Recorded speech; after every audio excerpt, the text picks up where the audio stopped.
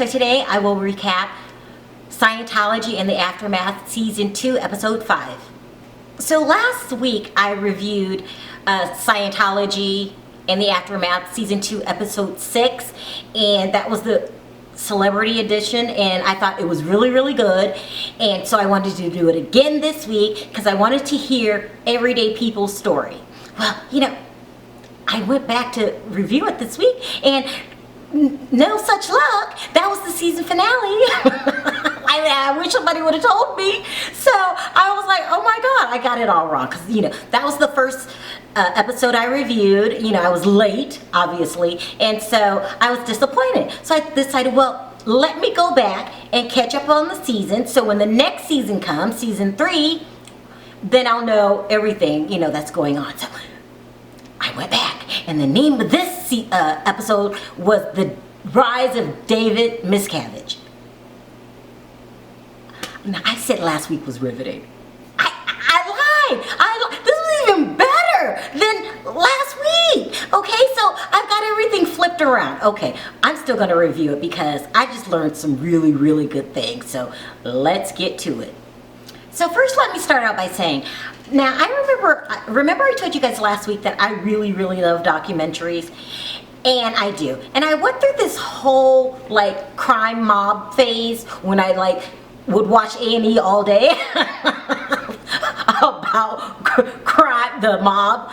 And so I'm gonna be making a lot of mob references, okay? Because I can't help it. David Miscavige's story reminds me of John Gotti, okay? So, don't think, so I'm telling you now, you're gonna be like, what is it with this girl and the mob? But I can't, immediately when I heard David's story, it reminds me of John Gotti, okay? I know it seems a bit extreme. I'll explain it later, but let's get started. So people are born with certain personality traits that you can't help. I was a reader from day one. No one sat me down and said, you should learn how to enjoy reading books. No, it was just something I did on my own. And some people can really just be born ruthless. I mean, it sounds crazy, but it's true. I don't think anybody sat David down and said, let me teach you how to, claw your way to the top. I think he was just born, sinister, okay? I mean, he probably was a sinister kid. He probably wanted to be, I want to be the best, hopscotch person on the block, and there's nothing that's going to stop me from being the best hopscotcher on the block. I really believe that was this David situation. So from day one, he always wanted to be the best Scientologist there ever was, okay? This is just how he was, okay? And he started out, he worked with Ron L. Hubbard. Now, Ron L. Hubbard is the founder of the religion, and he founded it in the 1950s. Now, if you really think about it, that's not that long ago, generation-wise, I mean, there's some people still, I think, alive from the 50s. I mean, right? I don't know, I'm not good with numbers, but it's not that long ago. So, but they found this one person that worked with Ron L. Herbert, yeah, Ron Herbert, with the founder. I'm going to I get his name mixed up. And Leah went to go interview him, and he happened to be there during the rise of David Miscavige. So there's this guy who worked with L. Ron Hubbard. His name was JB. I can't say his real name because I cannot pronounce his last name. Looks like some kind of French last name. I don't know. I can't pronounce it. But Leah went to go interview JB. And JB gave up the goods on what actually happened with David Miscavige and how he fought, and lied his way to the top. Okay, so his diabolical plan was to get rid of anybody of any significance. Okay, so he started positioning himself to get in good with L. Ron Hubbard while he was alive, okay? Just as one of these people that's always around, just trying to position himself. But JB says when the founder passed away, Miscavige went full-fledged, mafia-style, John Gotti form, hell-bent on becoming the #1 Scientologist. He wanted to be in mob words, the crime boss. Okay, he wanted to be the boss, and there was nothing that was going to stop him from doing it. This is the same thing that happened with John Gotti. Do you remember when Castellano was the mob boss, the godfather over the Gambino family? And one day, John Gotti says, I'm done with him.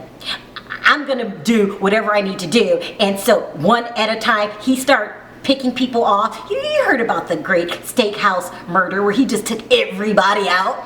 This is what Miscavige did, one at a time. It was insane. So he started with L. Ron Hubbard's wife, okay? This is really, really crazy. And this is firsthand information. This is nothing that he's making up. They're talking to one of the, I want to say, helpers. I mean, look, JB, I feel like this, okay, I feel like we're all born with this intuition inside of us. Some people call it God, some people call it sixth sense, but there's these little voices in our head to let us know when we're doing something right and when we're doing something wrong. But the bad part about being in Scientology is when people, Scientology lures you in by saying good things, but you have to know when their good things starts turning into craziness. And you'll get this little feeling inside, but a lot of people will suppress that feeling, and because they don't know any better, it's what their thought, or they're scared to override their own common sense. And this was, I'm not being mean to you, JB, you finally came around, but in the beginning, you started overriding what you thought. I mean, because if Scientology starts to be about goodness, and you start seeing David shifting to the left, I'm sure there was a voice in your head that kept saying, something's not right with this guy, but you just suppressed it. And a lot of times, that's what happens with cults. It's like a form of brainwashing where you just don't listen to anything you have to, you don't listen to anything your intuition says.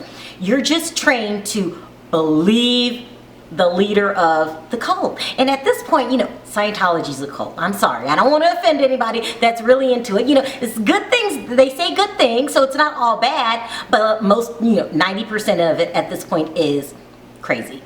And especially when David is in power. Like, this man is, I don't want to be mean. Somebody give him loving terms, because, we all have good in us. So, I'm going to lovingly say David's insane. He's out of his mind, in a loving way, loving way. But David's crazy. Okay, so when he started with Ron's wife, okay, and it was insane. So he says that David arranges a meeting with Mary Sue, and he mic'd him up because David wanted to record the conversation. Like, what? Mic'd him up?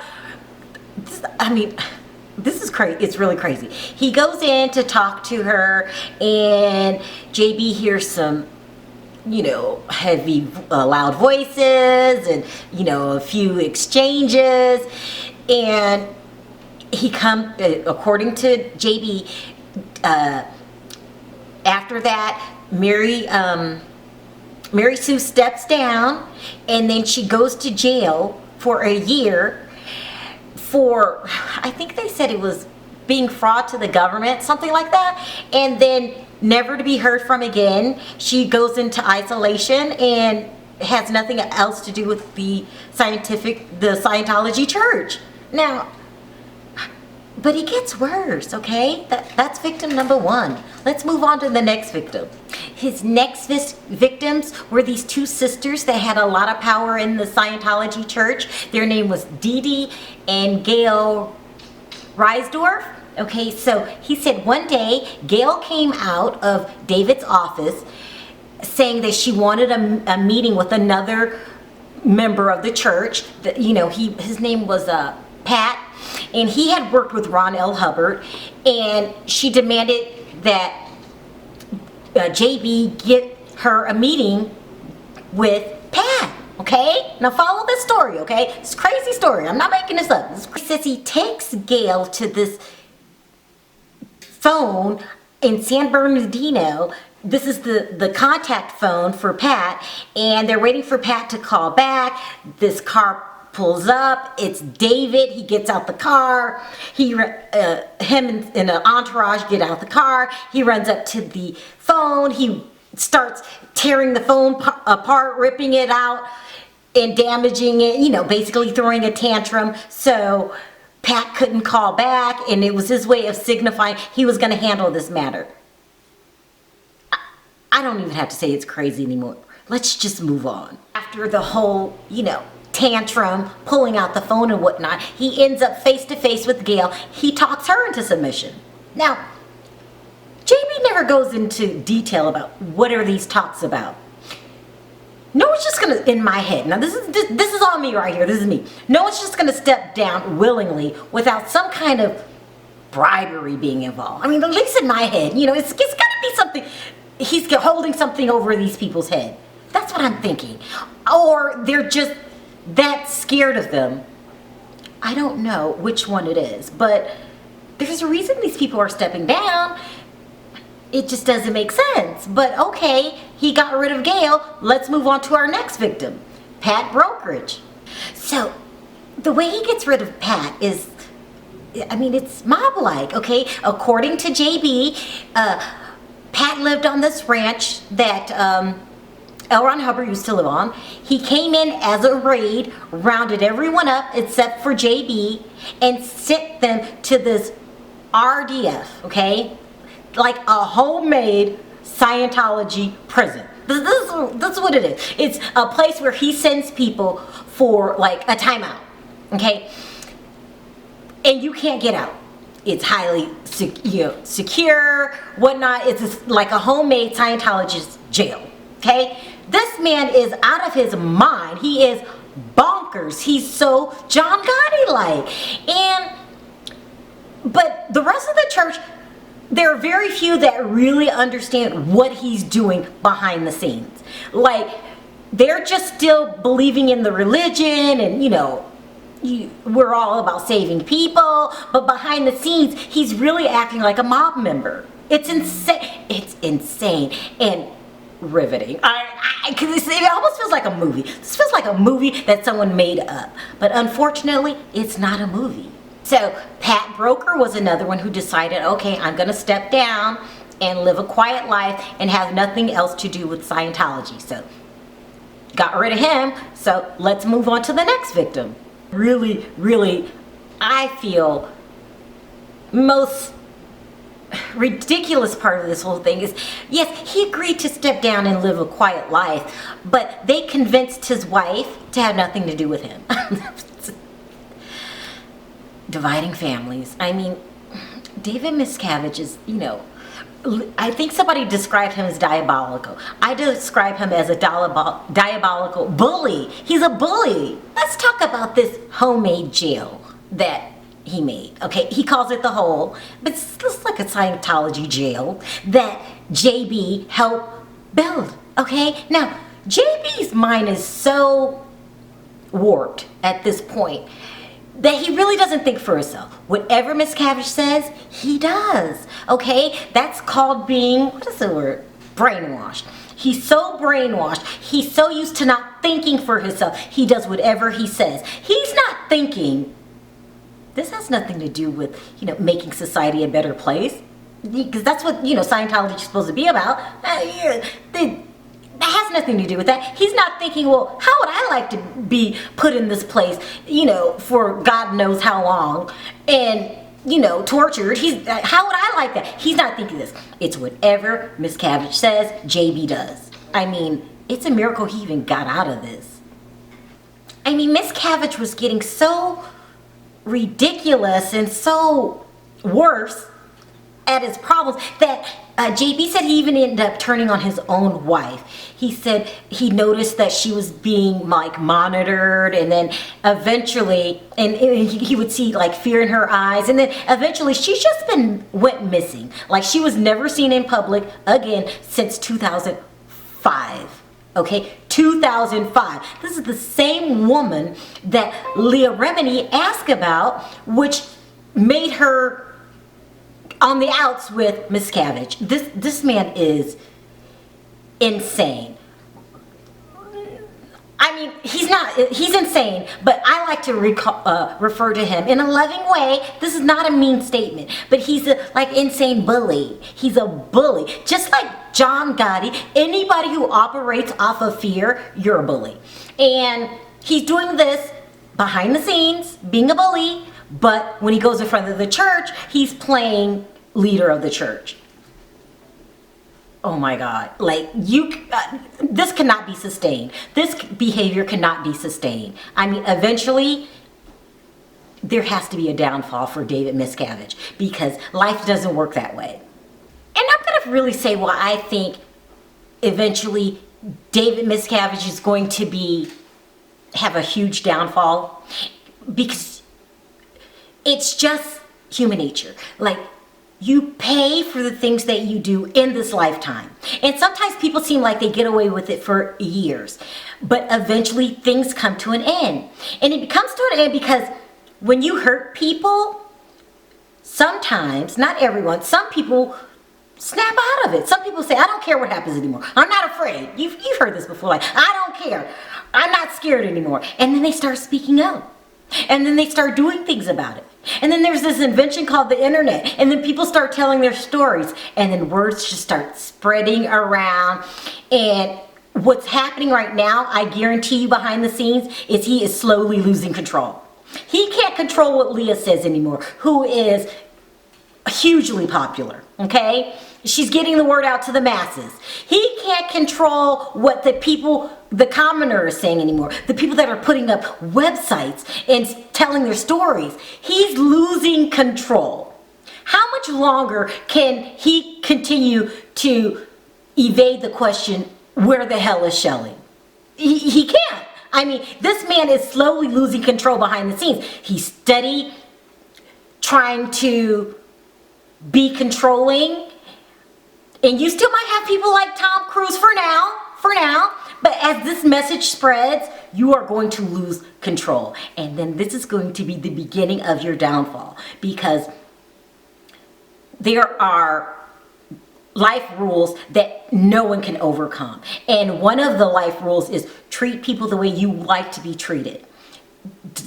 David Miscavige is on a downward spiral, and no one knows about it, but I can guarantee you, he is on a downward spiral behind the scenes, steady losing control. And now this control is just getting out of hand, and he can't control it anymore. Because what he used to do is start talking bad about people. He'll go to Anderson Cooper on the Anderson Cooper show and, send some of his people out to, dispute whatever people are saying, or he'll just put another bad article out, or try to discredit everything that is bad, getting out bad about him. He'll try to discredit him, but he's not going to be able to do that anymore, because more and more people are speaking up. And I can guarantee you, because I know human nature, he is behind the scenes freaking out.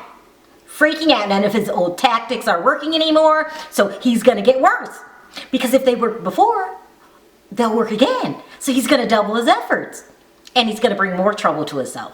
I mean, that's why I keep using John Gotti as a reference, because he's walking that same path. And do you remember when John Gotti kept getting away with murder, literally? And every time he went to court, they would get off, and they started calling him Teflon Don. And he just got more and more full of himself, because he thought he could do anything. He was invincible. He would go to court in his suits, and he'd go out and the fans would love him, and it just kept working until it didn't work anymore. This is David Miscavige's story. I'm telling you, he's freaking out behind the scenes. He's freaking out. He's losing power behind the scenes, because there's nothing he could do, because more and more people are coming out. And one of the people that will come out is a huge star that just won an Emmy for coming out. And then you're going to find people like me that get interested in the story, because I am hooked right now. I want to know what's going to happen. And then more people are going to put eyes on the situation, and David's going down. I guarantee you. The longer I watched the episode, the more crazier it got. So next she interviews this guy named Jackson Moorhead. He was in charge of security, and he developed this, I don't know what to call it, policy called the blowhead drill, something like that. And it was just the techniques that they use to bully people from leaving, okay? Because when you're doing something wrong, unintentionally, intentionally, and you try to fix it, that's trying to make it right. And so, if anything, you should feel brave and empowered that you are not mentally enslaved anymore. And because the more people speak out, the more you put a stop to this, to people who aren't strong enough to put a stop to it. And eventually, David Miscavige will take a huge downfall, I guarantee you. Like, his little bullying tactics, they're not gonna last forever. They're not. He feels invincible and like he's on top, but that's only for a short period of time. I mean, this happens with every bully. Whether you're Kim Jong-un, he's still a bully, or you're the school kid that's beating somebody up for their lunch money. Bullying is bullying. And even though David's bullying system is more, high advanced than, school kids, or, he has more money in his bullying operations, it still never works. I'm guaranteeing you that this is not going to last forever. This man has ruined too many lives, and he's just put everything he touched, he has ruined. And eventually this has to come to an end. Like, I've never seen anything like it. Like, that's why I love documentaries. I say I get to look into other people's world. Like, I had no idea this kind of stuff was going on in today's time. You would think maybe a long time ago. No, we're talking now, present day, bully, nut job. In a loving way. I'm not gonna judge him, but he is, a nut job, in a loving way. Sometimes I call, people nut jobs, and in their loving term. David Miscavige is a nut wacko job in a loving way. For more stories like these, hit that subscribe button. Also, let me know in the comments section what you think about this entire crazy situation. Thanks for watching. Talk to you next time. Bye.